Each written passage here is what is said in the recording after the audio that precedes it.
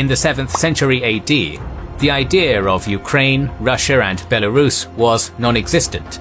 However, the ancestors of the men and women who made up those modern nations had been seeded across Eastern Europe as a vast quiltwork of Slavic tribes, politically disunited, but bonded through their common language. The heart of modern Ukraine is the ancient Pontic steppe, upon which humans first domesticated the horse some 5,000 years ago. It is a predominantly flat grassland, whose geography has made it a highway which facilitated the endless dance of trade and war between the powers of Europe and Asia. Throughout antiquity, various tribes of different languages and cultures would make their mark on this land. The first hegemons of the steppe were the Iranian nomadic tribes of the Scythians and Sarmatians. Then, during the age of migrations from the late 4th century AD onwards, the land became a key way station on the path into the Roman Empire, as the Goths and Attila's Huns both came to call the land their home as they made inroads into Western Europe. Among the many actors compelled to uproot themselves during this era were a people who, for most of antiquity, had remained invisible on the written pages of history. Likely originating along the Vistula River, the Slavs entered into the historiographic record in the 6th century AD, migrating out over a huge swath of territory stretching from the Baltic Sea in the north to the Balkan Peninsula in the south. Unlike the Scythians and Sarmatians, whose remnants they likely assimilated, the Slavs were an agricultural people who built permanent settlements. According to legend, one such settlement, established along the Dnieper River in 482 AD, was founded by a chieftain named Ki, whose name remains attached to the city he established to this day. In the 7th century AD, the idea of Ukraine, Russia and Belarus was non-existent. However, the ancestors of the men and women who made up those modern nations had been seeded across Eastern Europe as a vast quiltwork of Slavic tribes, politically disunited, but bonded through their common language, a variation of dialects known as Old East Slavic, a common ancestor of modern Ukrainian, Russian and Belarusian. In Western Europe, the Viking Age traditionally began in 793, when a gang of Norse pirates sacked a Christian monastery on the island of Lindisfarne in northern England. In Eastern Europe, it began in 860, when the Scandinavians attacked Constantinople, capital of the Roman Empire's eastern remnant, and the richest city in Europe. But how did these rugged Northmen arrive in a land so distant from their icy home? In the east, the Vikings were known as Varangians, or Rus, the latter derived from an archaic Swedish word meaning men who row. An apt title, for it was along the Don, Volga and Dnieper that they first appeared in Eastern Europe, seeking to use those mighty rivers as a highway to access the extremely lucrative markets of Constantinople and Baghdad. While doing this, they established a tributary relationship over many of the East Slavic tribes living along the trade rivers en route. According to the Primary Chronicle, a medieval manuscript written 300 years after the fact, in 879, a Norse chieftain named Rurik was actually invited by the Slavic tribes of the north to rule over them. Rurik duly accepted and made the city of Novgorod the capital of his hand-gifted realm. Rurik died 3 years later, and his impromptu domain was entrusted to his brother-in-law Helgi, who pushed its borders southward. Along the Dnieper, he encountered the old Slavic settlement founded by the eponymous Ki 4 centuries earlier, which was at the time ruled by another pair of Viking chieftains. Helgi seized Kiev and made it his new capital, traditionally marking the beginnings of a medieval state known as both Kievan for its capital and Rus after the longboat-rowing Norsemen who founded it. All three modern East Slavic nations, Ukraine, Russia and Belarus, share in the cultural legacy of Kievan Rus, not unlike how the Romance-speaking nations of Western Europe all share in the cultural legacy of ancient Rome. Moreover, defining a medieval empire using the same framework of ethnicity and identity applies to modern nation-states is inherently problematic. For example, Kievan Rus was not even an entirely Slavic realm. Its Rurikid rulers were initially Scandinavian in language and custom, and although they became increasingly Slavicized over the centuries, Their realm still remained a multicultural patchwork of not just Slavs, but tribes of Finnic, Baltic, Turkic, Iranian, and other origins as well. Moreover, an erratic relationship of alternating war and trade with the Eastern Romans on the other end of the Black Sea, and the many nomadic polities riding in from their southeastern flank, added to the multi-layered culture of the Kievan Rus. With all that said, it's easy to understand why many Ukrainians today consider the Kievan Rus to be the quintessential proto-Ukrainian state, for it was during the reign of its Rurikid Grand Knezev that the pillars of modern Ukrainian identity first began manifesting into being. During the reign of Volodymyr the Great, the old Slavic and Norse pagan pantheons were abolished in favor of the god of Eastern Orthodox Christianity. Volodymyr's son, Yaroslav the Wise, continued down this reformative civic path. Known as the Lawgiver, Yaroslav oversaw a Cambrian explosion of bureaucratic innovation in his realm, manufacturing widespread legal reforms and literacy programs among his people, in tandem with vast translation efforts of scripture from Byzantine Greek into the liturgical tongue of the Slavs, Old Church Slavonic, which was written in an early form of the Cyrillic alphabet still used by East Slavic nations today. Another epithet attributed to Yaroslav was the Builder, for it was under his purview that such grand monuments like the Golden Gate and St. Sophia's Cathedral were constructed in Kiev. As a result, Kiev became a thriving entrepot of 45,000 people that rivaled cities like London, Paris, and Vienna in population, wealth, and splendor. As a result, other cities in the Rus realm, like Vladimir, Polotsk, and Novgorod, began developing on the model set by the gold standard of Kiev.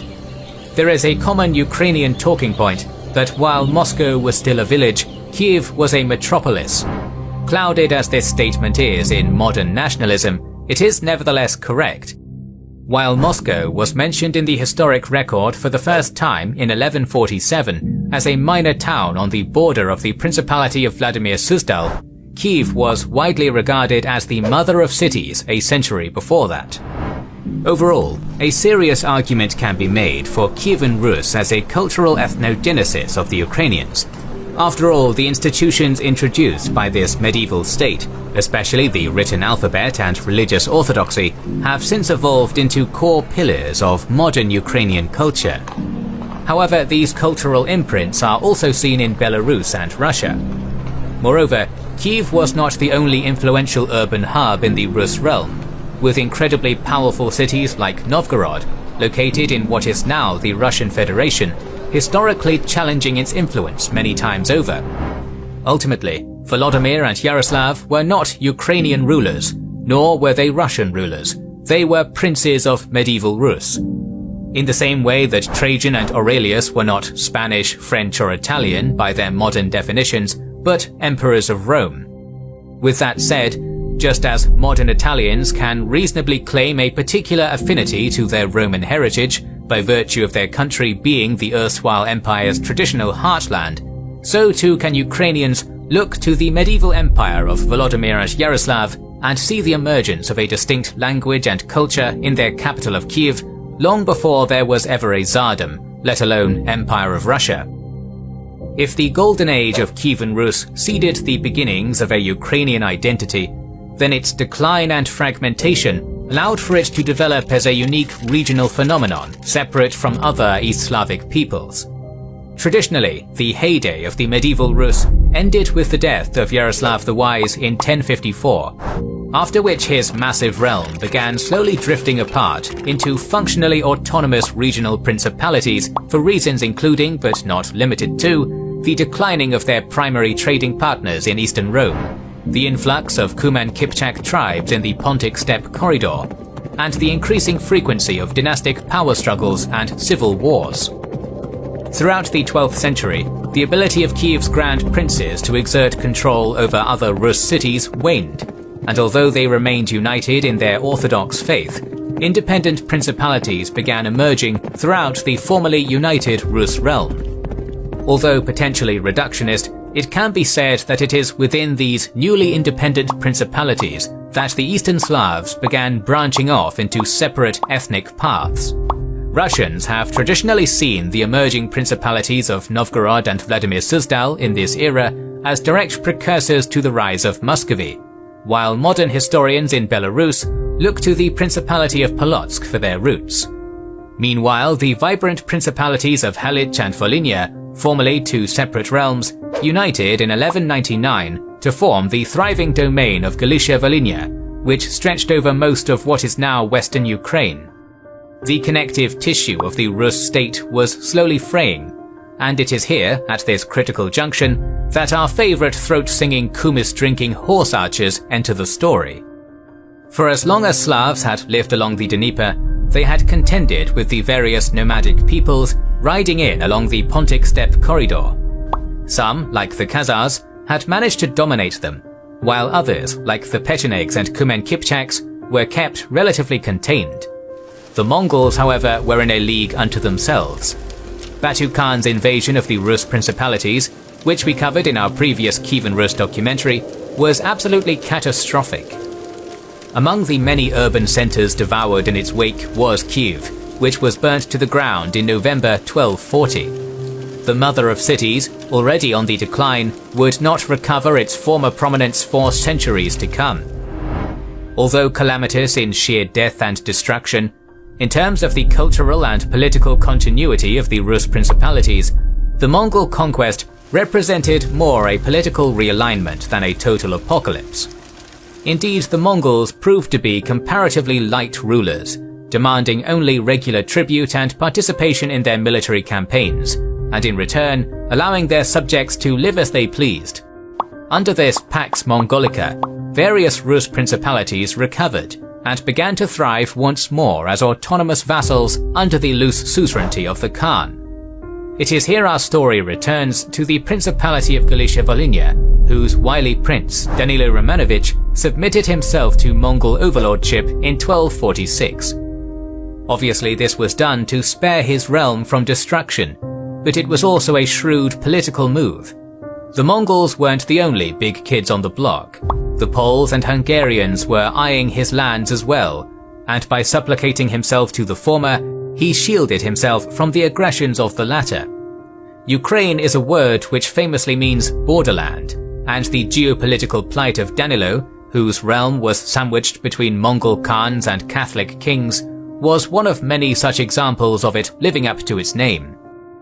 Far from the heartland of the Golden Horde, the Mongol presence in Galicia-Volhynia was very scant compared to in the northeastern Rus principalities that would later become Russia.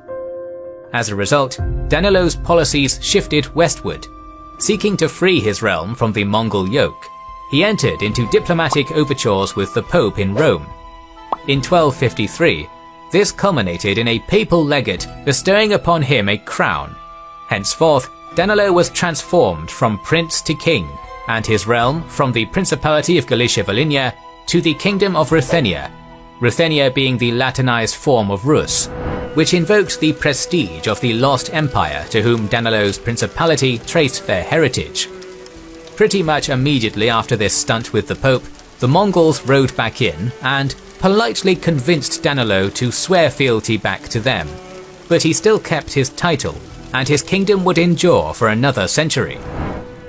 The establishment of the Kingdom of Ruthenia was a watershed moment in the ethnogenesis of the Ukrainians, as it is largely considered to be the first uniquely Ukrainian nation, centered primarily in Ukrainian lands. Granted, the kingdom also included lands in modern Belarus, while plenty of Poles, Germans, Hungarians, and other ethnicities lived within its borders.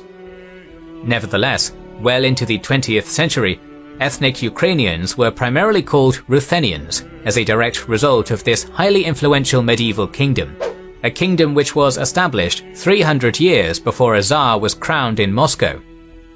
Suffice to say, the era of the Ruthenian kingdom was a critical junction in the development of the Ukrainian identity. Bereft of the ties that had once bound them to their fellow Rus cities, the East Slavs of Ruthenia, with their thriving capital in Lviv, began drifting apart from their erstwhile kinsmen in Vladimir, Novgorod, and Moscow, which was just beginning to rise to prominence around this time. It was likely also during this era that old East Slavic dialects of Vladimir and Yaroslav's time began drifting into separate languages, with the common language of the Ruthenians, influenced by contact with the Poles, Crimean Tatars and others, on track to become the modern Ukrainian tongue spoke today. Another facet in which the Ruthenians drifted away from the rest of the former Rus was in their church. Despite Danilo's overtures to the Pope, Ruthenia remained a staunchly Eastern Orthodox realm. Previously, all former Rus lands were under the authority of a single metropolitanate, the Metropolitanate of all Rus, based in Kiev. However, in 1320, the seat of this metropolitanate was moved to the rapidly growing Moscow. As a result, the Patriarch in Constantinople allowed the Ruthenians to establish their own see, the Metropolitanate of Little Rus. Centuries later, when Ukraine was absorbed into the Russian Empire, the term Little Russians was revived in a culturally imperialist context to paint the Ukrainians as nothing more than a wayward offshoot of the Russian people. However, to the medieval Greek clergyman who coined the term, Little probably translated to closer or inner, and Little Rus simply referred to the fact that of the two metropolitan sees in former Kievan Rus lands, the one in Halych was closer to Constantinople than the one in Moscow. The evolution of the Ukrainian identity does not end with the Kingdom of Ruthenia, but nevertheless this is where our first video on the Ukrainians will end. As we asserted before, the Ukrainians are the inheritors of an old and storied culture, one that undoubtedly shares a common root with the peoples of Belarus and the Russian Federation, but also stands apart as its own story. Long before Moscow rose to prominence, Kiev was the mother of cities, and long before Ivan IV Vasilievich declared himself Tsar of all Russia in Moscow, kings of Ruthenia ruled from Lviv.